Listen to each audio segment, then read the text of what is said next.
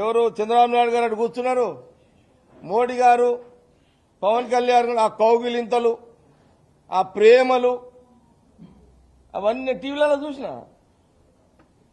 మరి ఆయన కూడా మరి పవన్ కళ్యాణ్ గారు కూడా మరి ఆడ ఉపన్యాసం దంచిండు. అది కూడా ఆయన ఉపన్యాసం విన్నా. మీ టీవీలలో అయితే గంట వేసి ఆ రోజున చూసిన. ఆల్ ఛానల్స్ టీవీలు మారుమోగిపోయినాయి. విశాఖ కార్మికుల కోసం ఆయన ఉపన్యాసం దంచితే ఆయన ఎండగడతా అన్నాడు, పొడుస్తా అన్నాడు, అది అన్నాడు, ఇది అన్నాడు, అది అయిపోయింది.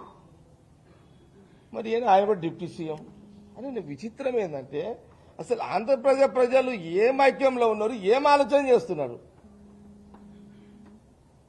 ప్రధానమంత్రి 11 years prime minister, Chandrababu Naidu గారు రెండోసారి ముఖ్యమంత్రి, జగన్ గారు ఒకసారి ముఖ్యమంత్రి, డిప్యూటీ సీఎం పవన్ కళ్యాణ్ గారు. ఈ ముగ్గురు హీరోలు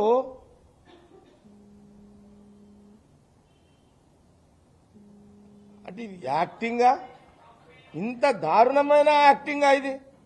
ఇది ఎందుకు గమనిస్తలేరు? ఇది జీవితంతో కూడుకున్న స్టీల్ ప్లాంట్.